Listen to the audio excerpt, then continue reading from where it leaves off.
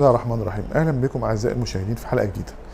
الحلقه دي هنتكلم عن موضوع مهم جدا. الحقيقه كنا عملنا له حلقه سابقه عن تغذيه مريض تليف الكبد، لكن الحقيقه المره دي بقى انا قررت اعمل حلقه، والحلقه دي تكون بالتفاصيل اكتر، عشان دي قصه متكرره. دايما المرضى بييجوا بتوع تليف الكبد يقولوا دكتور ناكل ايه، والحقيقه احنا برضو كدكاتره اساتذه جهاز هضمي وكبد بنقول لهم التعليمات العامه، لكن هو بيبقى عايز يعرف التفاصيل الدقيقه.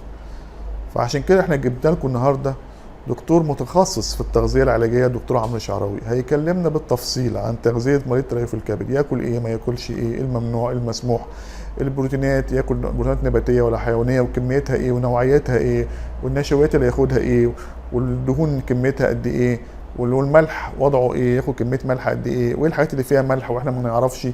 كل الحاجات دي دكتور عمرو الشعراوي هيحكي لنا عليها، اللي هنلتقي بيه بعد الفاصل. اتمنى تكونوا تستمتعوا بالحلقه دي، بس اقول لكم في الاخر اوعى تنسى انك تعمل اشتراك في القناه، تعمل لايك وشير، عشان خاطر الفايده تعم على الجميع، وان الثقافه الطبيه دي تنتشر بين المرضى. واتمنى ان شاء الله تستمتعوا بالحلقه دي، واشوفكم في حلقه قادمه ان شاء الله. فاصل ونواصل مع الدكتور عمرو شعراوي.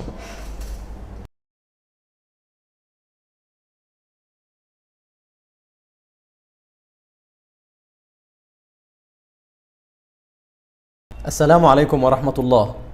أعزائي المشاهدين، معاكم دكتور عمرو الشعراوي، أخصائي طب التغذية العلاجية. النهاردة بإذن الله هنكمل مشوار حلقاتنا، وهنتكلم عن تغذية مرضى الكبد اللي بيعانوا من تليف الكبد. مرضى تليف الكبد لما بنيجي نحط لهم النظام الغذائي، أول حاجة بناخدها في عين الاعتبار هو حالته الصحية بالنسبة لوضع الكبد مع أي أمراض أخرى ولا لا، يعني عنده السكر أو عنده القلب أو عنده دهون بالدم. دي أول حاجة بنبدأ نقيمها. تاني حاجة بنبدأ نقيمها، بنشوف وزن المريض والكتلة العضلية اللي هو جاي قدامنا بيها، ووضعه بالنسبة لتليف الكبد وصل لأي مرحلة فيه. عندنا مرضى تليف الكبد اللي بنشوفهم نوعين بمعنى ايه؟ عنده استسقاء او ارتشاح في القدمين، بيبقى جسمه بيخزن سوائل، ده بيبقى وصل العيان لمرحلة متأخرة. والعيان اللي هو لسه في بداية تليف الكبد ما بيبقاش عنده موضوع الاستسقاء وارتشاح المية في الجسم. طيب، الخطة الغذائية اللي بنحطها بالنسبة للمرضى دول، اول حاجة كمية البروتين بتبقى من 1 ل1.5 جرام لكل كيلو من جسم العيان، ودي باختصار تقريبا بتبقى قد 4 صوابع من البروتين الحيواني. البروتين الحيواني اللي بنتكلم عن اللحمة الحمراء تحديدا، وبنحاول طبعا نقللها، بنخليها مرة في الاسبوع او مرة كل اسبوعين من اللحوم الحمراء. طيب، بالنسبة للنشويات احنا بنقول ان النشويات اللي ياخدها مريض الكبد اللي عنده تليف الكبد بتبقى النشويات بطيئة الامتصاص. نشويات بطيئة الامتصاص زي العيش البلدي او الحاجات السمراء، العيش الاسمر او الرز الاسمر والمكرونة السمراء، لان دي بتبقى بطيئة الامتصاص، فبالتالي بتظبط مستوى السكر في الدم لفترة اطول. بالنسبة لمرضى تليف الكبد، اللي بنمنعه عنهم هو الدهون المشبعة. الدهون المشبعة اللي بتبقى موجودة في المقليات والشيبسي والحاجات دي بنمنعها تماما من عندهم. كمان بنمنع عنهم المواد الحافظة والحاجات اللي داخل فيها نكهات صناعية، دي بنمنعها تماما، مواد حافظة ونكهات صناعية.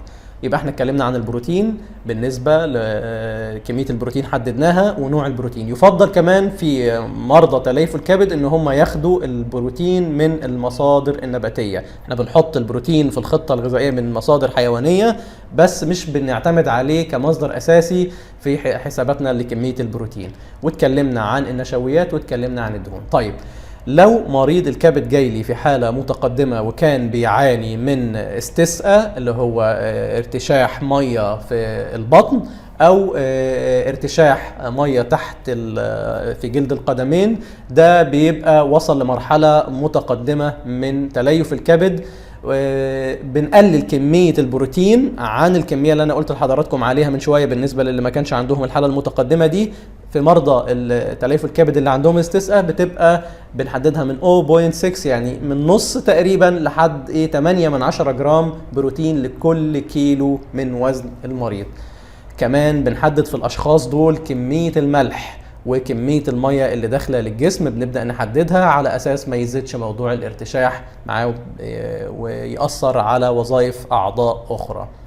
طيب كمية الملح بتبقى قد إيه؟ في المرضى اللي عندهم استسقاء وارتشاح في القدمين بتبقى يعني من 2 ل 3 جرام ملح، وده عبارة عن يعني باختصار معلقة الملح ممكن ناخد تلت معلقة الملح، ده ممكن يبدأ يستخدمهم ده في اليوم بالنسبة لاستهلاكنا من الملح.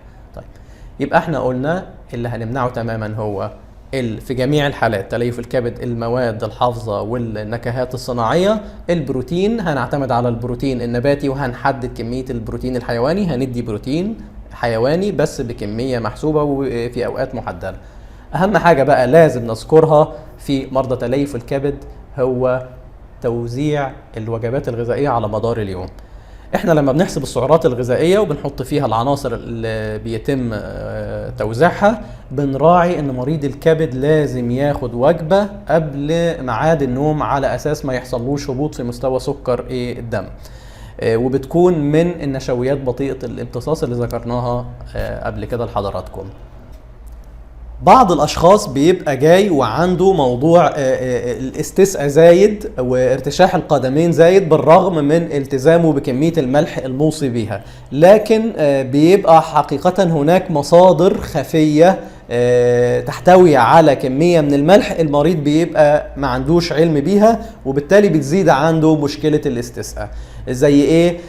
زي اي حاجة باختصار معلبة او محفوظة. تونة المية اللي بتبقى فيها دي بتبقى بتحتوي على كمية ملح بتضر مشكلة الاستسقاء وارتشاح القدمين.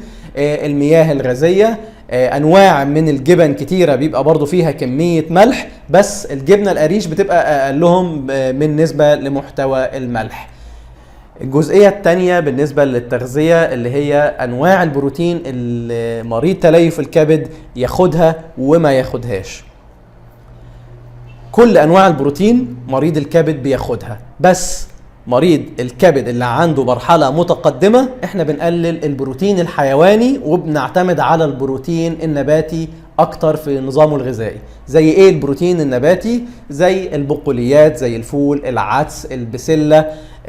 ممكن كمان نحط معاه غير البقوليات اللبن، البيض، ونراعي ان منتجات الالبان تكون قليلة الدسم. كمان عندنا نوع من انواع مرضى تليف الكبد اللي هم الاشخاص اللي بيكونوا دخلوا في تجربة غيبوبة كبدية.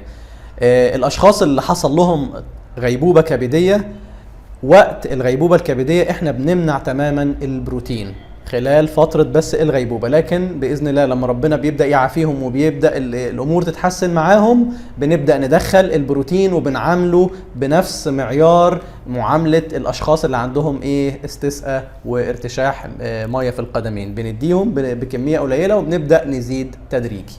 أتمنى أن حضراتكم تكونوا استفدتم من الحلقة، وبإذن الله هنستكمل بقية الحلقات عن تغذية الكبد والتغذية بوجه عام في حلقات أخرى. دكتور عمرو الشعراوي كان معاكم، وبإذن الله نلقاكم على خير.